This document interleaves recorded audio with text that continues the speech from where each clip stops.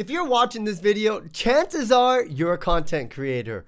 Hello everybody, it's Andy Barrar, Handy Andy from handyandymedia.com, and today I'm doing a review for Best Buy's blog on a smartphone gimbal stabilizer from DJI. This is the Osmo Mobile 5 or OM5 for short.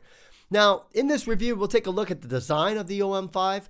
We'll take a look at the control options that you get, and then I'll talk about my experiences using it and if it could be right for you. So sit back, relax, get your popcorn ready, and cue in that intro. So let's go ahead and begin with the design of the OM5. As you would imagine, this is the 5th iteration of their smartphone gimbal stabilizer, and they've made a lot of interesting and necessary improvements.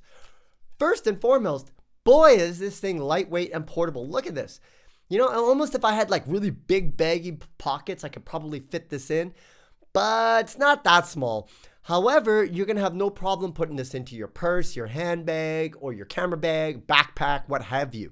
So I love the fact that it's portable. The way that it folds down is quite ingenious, because the other smartphone gimbal that I have, it comes with a little case that I would have to carry around with me to protect it. This one, I do like it. My only question is, will this take like wear and tear? Like if you're taking this on the road with you, opening and closing it, how much will it handle? And only time will tell. So I can't give you any hints on that, but I'll show you how it opens. It's quite ingenious. I tried to figure this out without looking at the instructions, and it wasn't easy. So I actually had to pull the quick start guide to figure this out. So that is important. It has this little locking mechanism that you would have to untwist, and then it just kind of pulls out. From there, it has this holder for your smartphone. And I like this because previous designs, it was kind of built right into it, but this one comes off and it's powered and connects by this really high powered magnet. So I got my smartphone over here, and it fits the majority of smartphones out there. If it is a small phone, they have this little adapter that you can put onto it.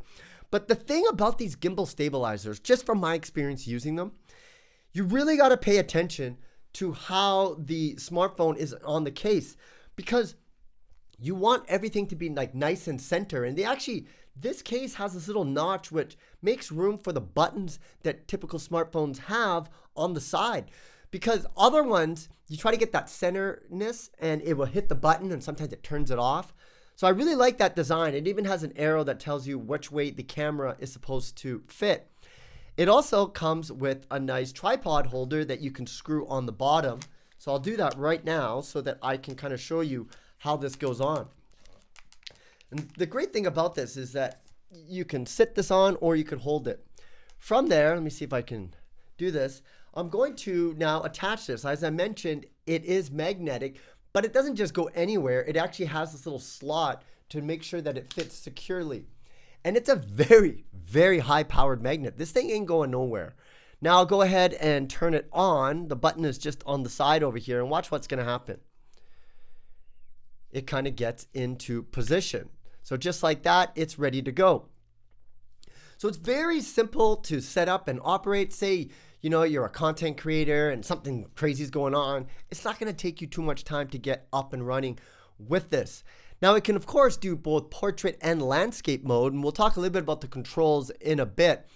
But the thing to really pay attention to about this, and what makes it different from all the other Osmo mobile stabilizers or gimbals out there in the past, is a little surprise. Check this out. Hold on, I just got to move this away from my microphone. Check this out. Oh snap. It's got an extension rod, also known as a selfie stick. So if you're like really into making selfie kind of videos, say you're a vlogger and you're always creating content when you're walking around, you want people to see you in a nice kind of like a portrait style for, say, Snapchat or Instagram, what have you. This is awesome because when you extend your arm out, you can get that distance and almost get your full body into it. I think this is going to be a great feature that will appeal to a lot of people. Myself personally, I don't do any front-facing cameras. I don't know. I just never got into it. I just find it weird. Like, I can do this style where I can't see myself, but if I had to see myself while I'm recording, I think it just trips me out. I'm not used to it. I'm a traditional, look through the barrel of a camera kind of guy. But a lot of people are vloggers and they like to document their experiences. And this, with the selfie stick edition, makes that just easy. The only thing I would say is that this thing is not easy to get out. It takes a little bit of effort, man. And then you can put it back in. And what's great about it is with the selfie stick, oh, hold on, I should just show you that. It's like if you're trying to just make movies, it almost acts like you have like a big tripod. And so if you're doing something, say, on a desk like this, you can get that right height and you're good to go. You're off to the races, essentially. So you don't have to like put boxes on to get it. You have that ability to adjust this extension rod or selfie stick to your liking. Now let's go ahead and talk a little bit about the controls, because what is a gimbal stabilizer if you don't have controls? On the front, what you're going to notice is that you have this joystick and also the record button and also a rotate button. So check this out. Just press the rotate button. If you press it once, it will switch between the front-facing camera and the rear-facing camera. So it's very simple to switch between the two cameras. If in the event that you want to go landscape, you just got to double tap and boom, snap, just like that. You can switch each rotation just with a double tap. Now the joystick actually will let you adjust the orientation. Hold on, I'm gonna go landscape. I'm not a portrait guy, folks. I know a lot of people are, but I'm gonna kick it old school. Just an aside, it always drives me nuts when I see people like creating videos in that, but I guess it depends on the platform that you're gonna post it on. But over here you can see I can now adjust the rotation going left, right, and up and down with this joystick. Here's the thing that I've learned. This is like a little digital joystick, and what I've noticed is that when I was recording footage, I couldn't get a nice smooth shot. I think by default it's a little fast for me. However, in the DJI Momo app, you can adjust the speed of that to make it better. But I just feel default, it should be a little bit slower, because when you start recording the footage, it kind of goes fast. And, part of me just wished that it was a more of an analog feel to this. It's very digital and you can't get that smoothness in your shots. So I'm not sure how much I would be using this joystick for that reason. I'd rather just use my hand to get that kind of movement. I find it to be much more smoother. Now here's the big con that I have. If you pull it off to the side, what you'll notice is that you have this zoom slider and also the power button. The power button can be used for a variety of functions. You press it, you can switch between video mode and also your photo mode. On the back, you also have a little trigger, which you can do to kind of stabilize and get everything back into orientation. But here's the issue. Hold on, I gotta just drop this down. It's driving me nuts, man. I'm not a selfie guy. Now here's the thing about the controls. I'm a southpaw, okay? I'm left-handed. So I'm gonna be using this with my left hand. The joystick, the record button, and the rotate button, not a problem. However, trying to reach the zoom slider on the side, boy, is that hard. It's next to impossible. I have to use my thumb, and it's just in the most awkward area.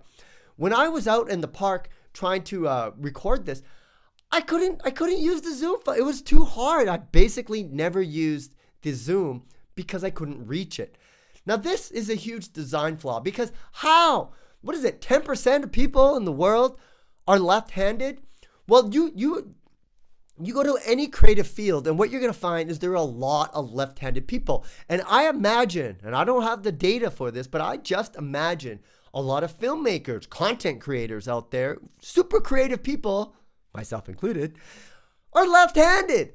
So you just like alienated all these creative professionals by virtue of their handedness, because I tried to use this with my right hand and it's just doesn't feel right. It's like trying to write with your opposite hand.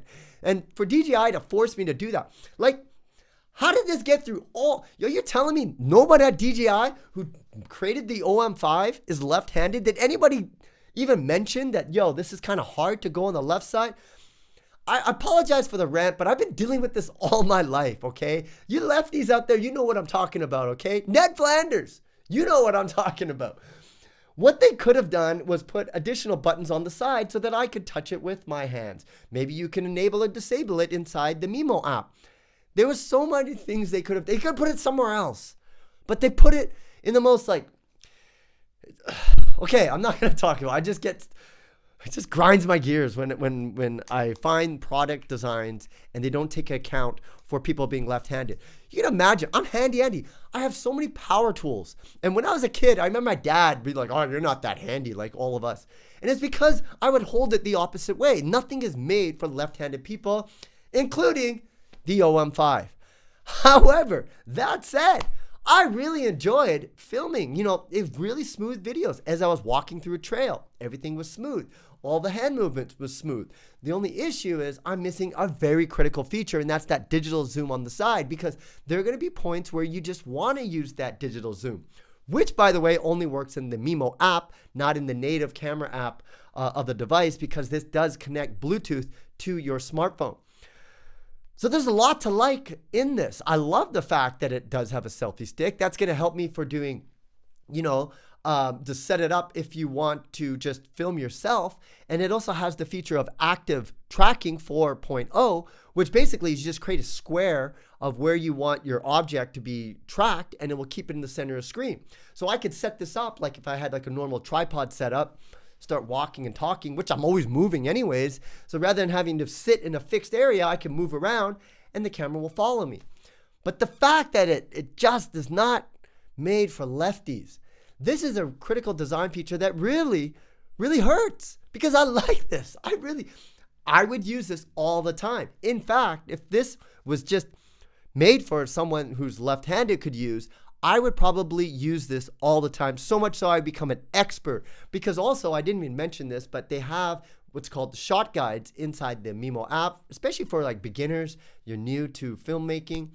It'll show you how to get certain shots. It actually recognizes if you're on the beach, or in my case, I was in a forest. It'd say, hey, you're in the forest. Hey, why don't you try this shot? So there's a lot to like here. Folks, if you're right-handed, you're a content creator, you're going to love this. If you're a southpaw like your boy here, it's just frustrating. I want to like this. I want to use this, but I can't get the best use out of it unless I switch hands or I don't use the zoom. Folks, I apologize for the rant. I think I need to go to therapy because of my left-handedness. I just hate when products come out and they just alienated 10%, at least 10%, probably more in the creative fields, when they don't make it so that you can use either hand.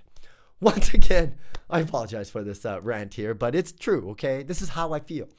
Once again, folks, my name is Andy Barrar, Handy Andy. If you like this video, please smash that like button, subscribe to this channel, and leave your comments below. If you want more information about your boy, you can reach me on my website, handyandymedia.com. I also have a YouTube channel. I do a lot of DIY stuff. I break things, I fix things, I review tech. Pretty much the story of my life. And now I rant on products that are made for right-handed people. Once again, my name is Andy Barrar, Handy Andy, signing out. See you again next time. Bye for now.